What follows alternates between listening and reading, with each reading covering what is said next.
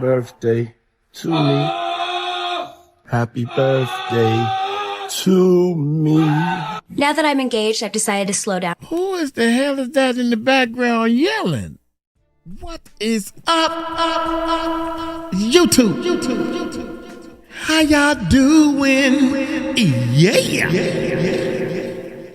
Man, Uncle Mike going through some stuff, baby. Y'all pray for me. Hey, I'm gonna be bringing y'all to something a little different, man. We're gonna switch some gears and stuff, man, because I'm sick and tired of this puffy stuff, man. I don't know, it's clickbait. But we first started the channel and even the live stream, man, we was getting a lot of people that's been hurt and abused, and I wanted to just show y'all some of these people getting caught, and these people taking matters into their own hands. I'm a little too old for that, but if I was a little younger 10 years ago, I'd be out that joint stomping with the big dogs. Right now, I'm an old man learning how to sit on the couch. Anyway, check it out, man. I just wanted to say that. Hey, Terrence Howard drops list of celebrities that helped Diddy record his tapes.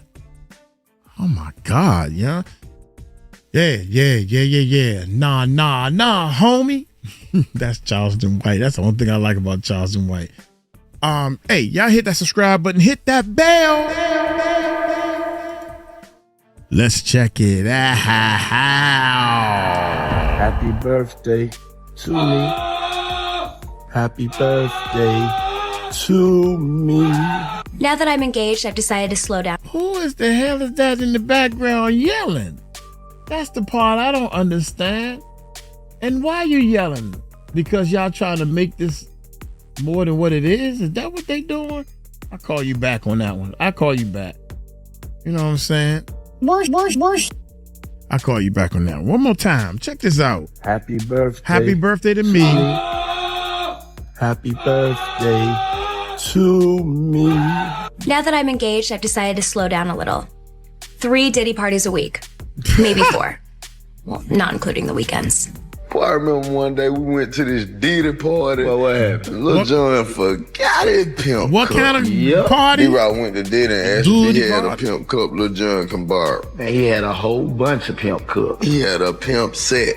It's hard to say which is more off the hook. A Diddy party or a Diddy after party. Or a Diddy after party, which is basically a pre-party for the next Diddy party. There already have been tapes leaking around Hollywood, being shopped around to individuals in Hollywood, but one particular person contacted me to shop a particular video they were in possession of, and to contact the person who was in the video to see if they were interested in purchasing the video before it became. You already knew. And you supposed to be a lawyer. Do you hear the words that's coming out of her mouth? So when I heard that little clip right there and the stuff she was saying, wait a minute, you a lawyer, right? So you mean to tell me somebody got some, for lack of a better word, blackmail? They got this is the tape. This is blackmail. So you want me to shop it to the person that's on the tape? Yo, man, you gonna pay? My client want to know if you're gonna pay some money so this don't get out. That's wrong as 2 left shoes, man. Oh my God. Man, get out of here. Hey.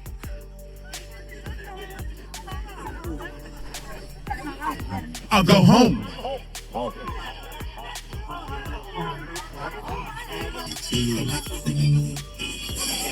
She got to get out of here with that one, man. Video they were in possession of, and to contact the person who was in the video to see if they were interested in purchasing the video before it became.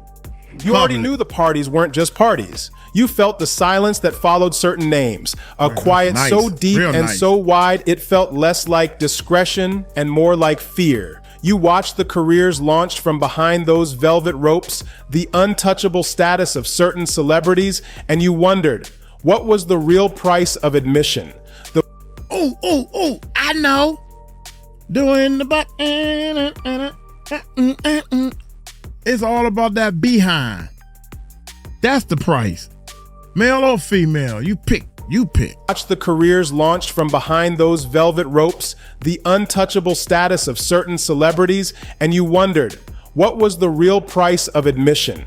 The whispers said it was about connections, about being in the right room at the right time. But the truth is so much darker, so much more calculated. What you didn't know, what they never wanted you to find out, is that every single moment in those rooms was being recorded.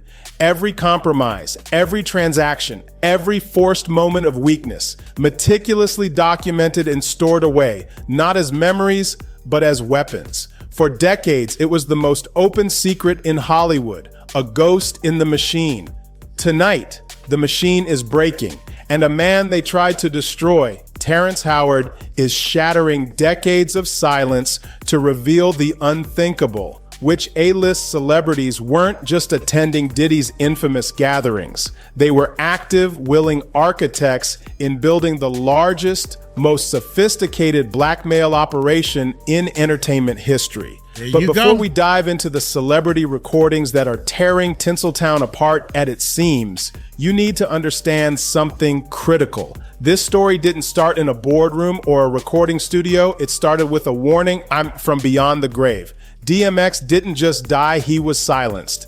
And if that sounds like the fringe of a conspiracy theory, I need you to listen. Really listen to the man in his final days, because when you hear a warrior, beaten and bruised, predicting his own death while exposing the exact same network we're exposing today, you start to realize that some conspiracy theories are just inconvenient truths, dressed up by the powerful to sound crazy. Stop. Right there. I think it's a conspiracy against me, you know, because in the absence of the truth will prevail. So as long as nobody out there spitting real, you know, you can come up with anything and it'll sell, you know what I'm saying? But once you put the truth out there, it's like people have something to compare everything else to. So, you know, you got a lot of people who are not really happy about the fact that, you know, my album is about to drop. You know, they're not really happy about, you know, Lord, give me a sign. And, you know, we in here and, you know, things of that nature. But you know what? If you want to rap or sing or whatever, don't become a part of the game. You know what? Listen to a song I call The Industry. And that pretty much explains, you know, saying what it's about. The industry. Man, it's not the same. The industry, it's not a game. The industry, real is dying to get in the industry just to find they don't fit in. The industry ain't what it used to be. The industry's trying to control the way you MC. They want you to dress like this and talk like that, but I'm going to dress like this and talk with the gap. The industry got y'all word meaning nothing. The industry what you heard because he's bluffing. The industry, money, bitches, hate, but I dare you to try to take a thing off my plate. The industry like, wait, but in the streets we like, get him. 17 up in that thing, catch him sleeping, hit him. My pop web's with him. The coroner's coming to get him. Industry. Did you catch what he just said? He doesn't talk about a vague, shadowy plot. He names names. Jay-Z, Diddy. The exact power structure controlling the industry through what he called sick individual behavior. This wasn't a man having a public breakdown. This was a soldier with 30 years on the front lines trying to scream a warning to us about a systematic operation he knew would eventually consume him. And the things that the devil does, it's not so much a person, even though he acts through people. You know, you can't call one person the devil. Joe Arpaio? You know, you can't call any one person the devil. You can't do that because no one person has enough power to be the devil. You know? And, you know, it's through all these hardships that I realized that, you know what? This is God's country because I met the devil here. Because if I hadn't met the devil here, I wouldn't realize I was strong enough to overcome the obstacles that the devil would place in my path. And it's by overcoming these obstacles that I realized that this is God's country because he helped me get over these obstacles. My beef with them is that they are an obstacle to the truth, to people knowing what's really going on. Listen to the gravel in that voice, the raw, unfiltered pain. DMX is describing the Diddy-Jay-Z partnership not as a business rivalry, but as an active, malicious obstacle to the truth. He's telling us, point blank, that they work in concert to maintain control through methods most people wouldn't dare to imagine. But here's where the temperature drops to absolute zero. Watch what happens when DMX gets specific, brutally specific, about the industry practices everyone knows about, but nobody has the guts to talk about. They work together. It's called compromise. You put a man in a compromising situation, and then you have something on him, and then you can control him. That right there is a dead man's testimony. DMX just laid out the entire blueprint. Industry, dog. Industry is full of a bunch of dick sucking, dick riding, bending over the desk ass straight up like that. Whoever don't like it, bring it, nigga. Bring it. I don't give a bring it. Bring it, bitch. Well, the industry is full of homo hating ass. I mean, it's like they got this new breed of rapper that's paying DJs to play this. Right. And, you know what I'm saying? They sucking the record label executive dicks, and it's like there's too much of that going on. Right. You know what I'm saying? Let me be me. Let me be the artist that I am and just play my music. You know what I mean? Exactly. Now they want you all up under this, you know, sitting at the going to dinner with them and like that, and you know, all that favor for a favor shit. I don't get down like that. Look, I give you the music, you give my money. That's it. A lot of the love I had for wanting to be a part of the industry is not there anymore. I don't even associate myself with the industry. You know what I'm saying? I'm not an industry artist. I'm an artist in the industry. You know? And you've always stood alone and you know, bloodline your own. You're not gonna see me at every party, every industry party, all the clubs. I go somewhere quiet, man, shoot pool with me and my mans and them. You know what I'm saying? That's the type of shit I do. You know what I'm saying? My remote control cars, jump on the four-wheelers, you know what I mean? I ain't with all that in the club, throwing it up and all that. I ain't got time for that, man. And then you find yourself doing the same every day. What are you, alcoholic? You know what I mean? Come on, man. Give it a break, man. Live a little, you know what I mean? Play with my kids, man. I play with my toys, play with my dogs, man. You know what I'm saying? We go somewhere, shoot pool. We do what the we do. You know what I mean? That's why you see us in places that you don't normally see. You're like, damn, why you here? Well, I'm here because why are you here, mo? You here playing video games? I then. You know what I mean? These had the nerve to tell me one time, I said, yo, why I can't have two videos playing at the same time? Oh, because we don't want your videos to compete with each other. But then I turn on the TV, I ain't gonna say no artist names, but they got 3 videos back to back. Exactly. I'm like, you feeding me, exactly. And you sucking these dicks all crazy, man. What's wrong with yo, I had to punch one nigga in his face up there, man. After that, I was like, I'm not going to the office no more. Is that how it went down? Yeah. Because I don't, I'm a grown-ass man, and I ain't got time to be playing no kid games, man. So once I see I'm not dealing with a man, and he disrespects me, I'm breaking his jaw. He detailed the mechanism of control, compromise, humiliation, and the threat of exposure. He explained how these partnerships maintain power through shared damning secrets. And he revealed the ultimate price for speaking out: systematic, professional, and personal destruction. He wasn't just making accusations. He was providing a roadmap, a key to understanding the very recording operation we are exposing tonight. The most heartbreaking part, DMX tried to warn us. He tried to expose the same cancerous network that Terrence Howard is now risking everything to reveal. The only difference is DMX didn't live long enough to see justice served. But his words live on. They are a prophetic testimony from a man who knew the cost of speaking truth to power and spoke it anyway. This is the foundation you must understand, because everything DMX predicted is unfolding right before our eyes. But DMX was speaking from the perspective of a victim being systematically destroyed by the machine. What we needed was a survivor, someone who looked into the abyss, said no, and lived to tell the tale. A number of producers come in to make the approach, and you threaten to punch them in the mouth, or threaten to knock their head off for talking to you like, or looking at you like you're a woman. You know, when you approach a real man about his masculinity, you're going to get a real reaction back. It's a difference when a guy walks in a room and when a man walks into a room. And a man don't take the same things that a guy will accept. So always be the man in the room. And that's always been my whole thing, and have lost businesses because I don't bend over in that way. I don't compromise. I don't play gay role. I don't kiss a man. I don't do that because the man card means everything. That man is Terrence Howard. Unlike DMX, Terrence Howard didn't just survive the industry's darker elements. He studied them. He reverse engineered them. And what he discovered about the systematic recording operation will make you understand exactly why the system tried so hard to break him, to paint him as crazy, to erase him. A number of producers, they came to me with opportunities in exchange for intimate favors.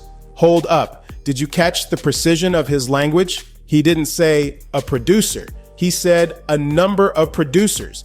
This wasn't a random one-off proposition. This was a systematic, calculated recruitment drive for what he explicitly calls opportunities in exchange for intimate favors. This was the pipeline. But here's the game-changing revelation that changes everything. When Terrence refused these opportunities, he didn't just lose work. He discovered a terrifying truth. Rejecting the system meant he was never supposed to find out what happens to the people who accept it. And that's when he started paying attention. That's when he began connecting the dots to other artists who mysteriously vanished after speaking out. Artists like P.D. Pablo. And they tell him, okay, yeah, you can have a deal. You know, perform fellatio on me, and you get your deal.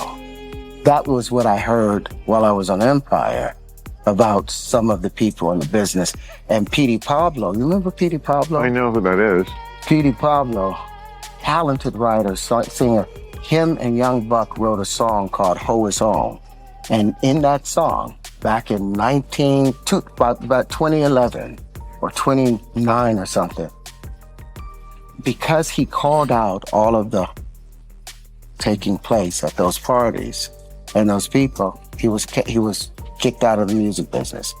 No radio station would play his stuff. So you look for P.D. Pablo, he's not around anymore. But that song, Ho It's On, they did not care, and they went all in on it. They create fake scandals to discredit them before they can reveal what they know. This is the missing piece of the puzzle. They don't just destroy artists who try to expose the recording system. They actively orchestrate their character assassination. They weaponize the media to create a fake scandal narrative, ensuring that when the victim speaks, their credibility is already ashes. Think about the devastating implications. P.D. Pablo wasn't just a rapper who fell off. He was a lyrical powerhouse who got systematically erased because he started exposing the intimate favor network that feeds fresh talent to the recording operation. The pattern is now unmistakable, a terrifying trifecta of control. DMX warned about the system, and he died. P.D. Pablo exposed the system and got his character eliminated.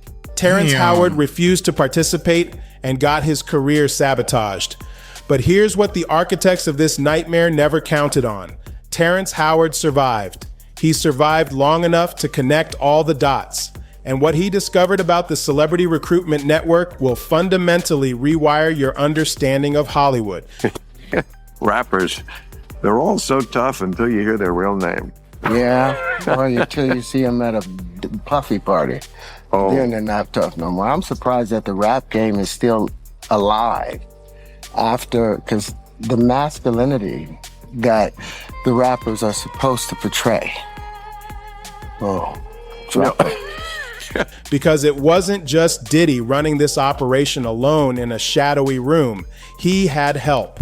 Active, willing, complicit help from some of the biggest, most trusted names in the world. Names you grew up with, faces you admired, celebrities you never ever suspected were actively feeding talent directly into the recording machine.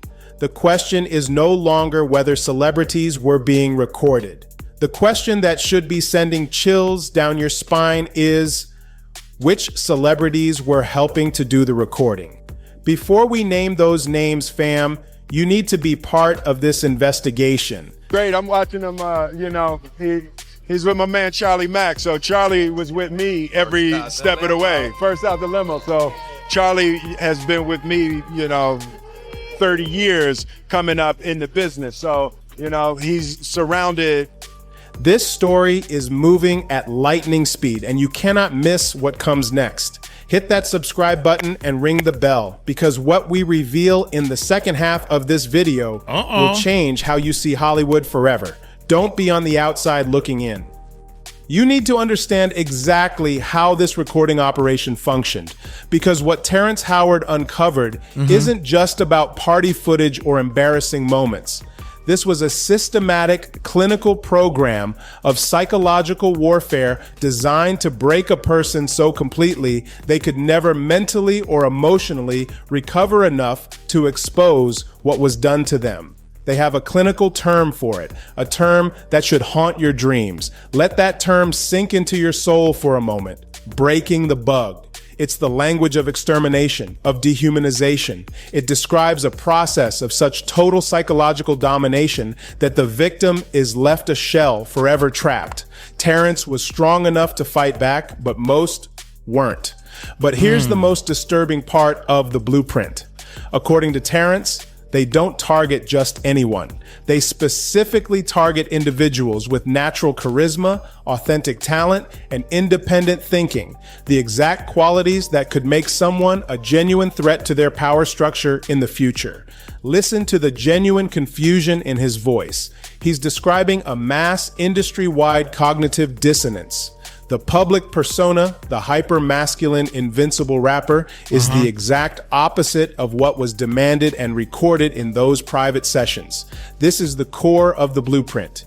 Target a uniquely talented individual. Force them into a compromising situation. Record everything. Use that footage as a psychological anchor to control their behavior, their music, their public statements for decades. The recordings aren't just blackmail material, they are shackles on the soul. They keep victims trapped in the system, performing, producing, and protecting the very machine that owns them, because the cost of escape, the horror of that footage seeing the light of day, is unthinkable. And once you understand this mechanism, everything else starts to make a terrifying, horrifying sense.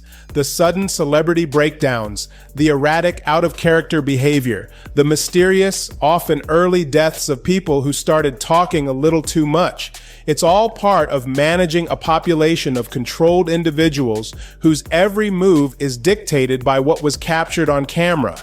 But here's what the system never anticipated. Some celebrities weren't just victims of this recording operation. Some of them were active participants in building it, and the name that keeps coming up isn't who you'd ever expect. Look at that old footage. There's Will Smith, the Fresh Prince, America's Dad, gushing with paternal pride about his mentorship of a young, bright-eyed talent. But now, look at Bryce's face. That's not gratitude. That's the face of captivity. The body language doesn't lie. The smile doesn't reach the eyes. What we're seeing, with the benefit of hindsight, isn't mentorship. It feels like imprisonment. Insider and singer Jaguar Wright connected every single dot, and the picture she painted is monstrous. Think about the sheer diabolical genius of the manipulation. You're a kid from West Philadelphia, and Will Smith, the single biggest success story your neighborhood has ever produced, offers to take you under his wing, to mentor you. What young, starry-eyed kid would ever say no? What parent would ever be suspicious? That trust, that hope, was weaponized. According to Wright, Will Smith wasn't elevating talent. He was curating it. They're both. They do weird things in their house, and young men have left their house screaming to get away from them in their mentorship. Meek Mill, Bashir Gray, left that house screaming. August the only one that stayed, and I guess he was really sick. He needed a dog. He was feeding a steady stream of fresh, vulnerable, and trusting young men directly into a recording system specifically designed to break them. There it is, your explicit confirmation. Wright states, on record, Both. They do weird things in their house, and young men have left their house screaming to get away from them in their mentorship. Meek Mill, Bashir Gray, left that house screaming. August the only one that stayed, and I guess he was really sick. He needed a dog. Hey, man. And that was their kid's friend. that both Will Smith and Diddy were involved in activities so terrifying, so traumatic, that the victims were left screaming and running. The recruitment network was perfect, a sick symphony of exploitation. Will Smith provided the credibility, the trust, the good guy facade. Diddy provided the infrastructure, the parties, the recording apparatus. Together, they created a seamless pipeline that could identify, condition, compromise, and control an endless supply of young talent. This is how the legendary celebrity tape library was built. Not by chance, not by luck, but through the systematic, cold-blooded recruitment by the most trusted figures in the business who used their own reputations as bait. But if you think the Will Smith recruitment network sounds devastating, wait until you hear the specific eyewitness evidence about which celebrities were actually recorded and what those recordings allegedly contain. The details come fast and furious, a torrent of specific named accusations, but then she drops the bomb that should trigger federal investigations. Let that settle. Jaguar Wright just alleged on record the existence of a specific tape. She knew she knew what Will did to him. Charlie, see? And Charlie had promised her all kinds of things. And all she had to do was pretend to be a broken down single mom who worked her way up through the ghetto and raised a superstar for television, when the truth is she wasn't nothing but a dealer's whore. That's all she ever was. She went from dealer to dealer, and then she snitched on whoever she needed to snitch on until she could get to the bigger bag, until she got with Larry Lair, my friend who raised Bashir in $1 million home. Your whole book is lies, Andy, and I hope anybody that bought it asks for a refund and demands it comes out of your pocket every time they see your son's gay porn. You ain't Charlie, man.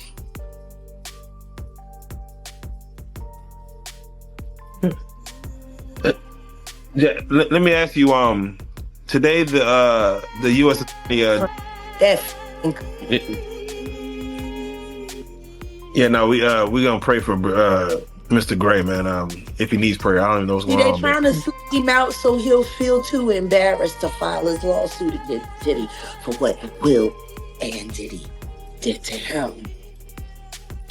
With Jaden and Justin present, that tape exists.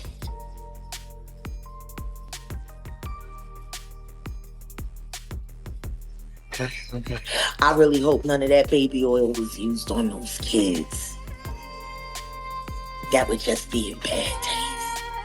Baby oil on babies. You can't say that the flavor camp was sponsored by Johnson & Johnson. You just come on, man. Come on. Starting to sound that way, ain't it? No.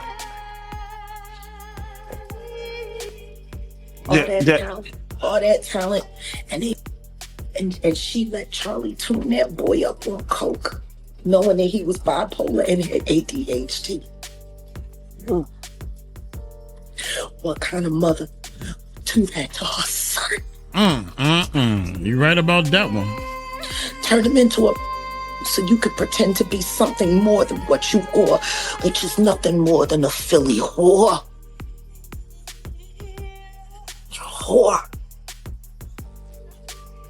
You're a bigger whore than they're making your son out to be, that's for sure. A tape involving Bryce Gray, the victim, Will Smith and Diddy, the perpetrators, Jaden Smith and Justin Bieber, alleged witnesses. She provides names, a location implied by the context, and an explicit description of a recorded event so damaging it's being used to silence a lawsuit. But here is the single most disturbing detail in this entire sordid affair. Wright reveals that Bryce Gray's own mother was allegedly complicit, that she knowingly delivered her son to these recording sessions for money and status. This wasn't random exploitation, this was family-facilitated exploitation, where a parent allegedly sells their own child to be recorded, compromised, and controlled. Look at that clip of Bryce Gray now. Look at the innocence, the excitement. Ready? How we gonna do the entrance of it though? I don't know. You're the artist. All right, here we go. It's your boy. Here, great. Here. Empire. What's up, man? That was great. Thanks. Congratulations on the success of the show. I mean, last year it seemed like it was like just a big train that came in and just kept going along. You guys I ain't never seen this. Records and everything. Did you expect that at all when you got the pilot script? No, not at all. It just kind of just blew up out of nowhere, and really, and just from the music to the acting put together, it was a great project. And how has it changed your life personally? I mean, just all the success. I mean, oh man, from everything. I've been to events, people are screaming your name all the time. Man, it's like traveling from city to city. People know my face everywhere I go. It's a huge blessing, man. It's just, I'm happy to be a part of something that's inspirational to the world and means something to the world. My character is kind of mean, but he means something to the world and something happens to plan. He's talking about building an empire, his music career taking off. He had no idea that his very success was the bait, luring him deeper into the recording system. Wow. Every achievement he celebrated on camera was, allegedly, designed to make him a more valuable, more controllable asset. The bigger his platform, the more powerful the blackmail, and the retaliation for those who try to break free. Terrence Howard confirms the pattern. When artists try to expose the system, the industry's response is character elimination. They accuse him of fondling or touching someone at a bar. Oh, yeah. At a bar, and then they accuse him of touching some dude. Through manufactured scandals. They weaponize their own criminal behavior by projecting it onto the victims. But the ultimate, undeniable evidence that confirms this entire terrifying network comes from Jaguar Wright's own first-hand account. Stop. She is not describing hearsay. She is describing being an eyewitness to the recording operation itself. Professional studio documentation of explicit criminal acts involving multiple celebrities. She saw the machine in action. Here is what the evidence proves tonight. DMX warned us about the system of compromise and control. I saw it was in a music studio. Damn. Like every other industry porn. First time I saw Paris Hilton's tape, A Night in Paris, was in his studio. The first time I saw Mary J. Blige being ganged on camera at Death Row after hours was in the studio. Why would all of this illicit be in a place where music is supposed to be being created, energy, why would all of that be happening? Why would these things be hitting there before they make it out there to the world? If it wasn't working hand in hand to begin with. Terrence Howard survived it and exposed its blueprint. Will Smith was allegedly a key recruiter for it. Multiple celebrities, including Bryce Gray and Justin Bieber, were allegedly recorded. The tapes exist. Eyewitnesses are now talking. This is not a conspiracy theory. This is a mounting body of evidence pointing to the largest, most sophisticated blackmail and exploitation operation in Hollywood history. This story is far bigger than one man or even two. When you understand that multiple A-list celebrities were actively facilitating Diddy's recording system, you realize this wasn't just about individual predation. This was about systematic Hollywood-wide collaboration, and the evidence of celebrity involvement goes far, far beyond music industry mentorship programs. Watch this clip. Something to the after party enough. Yeah. Good. You're doing so good. I just want to say, You just watched Diddy casually, brazenly invite a 13-year-old boy to an after party. Dang. And he specifically name drops who will be there to lure him in. This isn't random party footage. This is documented evidence of celebrities being used as bait to attract minors to private, controlled gatherings. Ashton Kutcher's presence wasn't coincidental. It was strategic. His wholesome, goofy image and young fan base made him the perfect, unsuspecting lure for underage victims who would trust him enough to let their guard down. Now, listen to Diddy himself describe the environment of these parties. Now you understand the full horrifying scope of the operation. He is describing how he physically trapped people, making them uncomfortable and unable to leave. When you combine this with celebrity recruitment, minor targeting, and systematic recording, you are no longer looking at isolated incidents. You are looking at a criminal conspiracy involving multiple A-list participants. And the panic? The panic is real. This confirms that multiple high-profile figures are now in a state of sheer desperation, allegedly including names like Ashton Kutcher and Jay-Z, who are frantically trying to suppress evidence of their participation, whether willing or unwitting, in Diddy's recording network. The system is collapsing in on itself. The celebrity recruitment network allegedly involved Will Smith for music industry targets, Ashton Kutcher for young Hollywood and underage victims, and countless others who used their fame and the public's trust to feed fresh talent into the recording machine. There already have been tapes leaking around Hollywood, being shopped around to individuals in Hollywood, but one particular person contacted me to shop a particular video they were in possession of, and to contact the person who was in the video to see if they were interested in purchasing the video before it became a public knowledge. I've heard this before, so like a catch and kill. Correct. This isn't just about Diddy anymore. This is about a systemic, celebrity-enabled conspiracy. This is about the creation of a library of souls, used to control the very fabric of our popular culture for decades. Tonight, we've connected the dots that they never wanted connected. DMX prophesied it. Terrence Howard survived it. Will Smith was allegedly a recruiter for it. Ashton Kutcher was allegedly used as bait for it. The evidence is no longer circumstantial. It's a chorus of voices from the past and present, all singing the same terrifying song. Tape trading is happening right now as desperate stars try to buy back their freedom before federal investigations make everything public.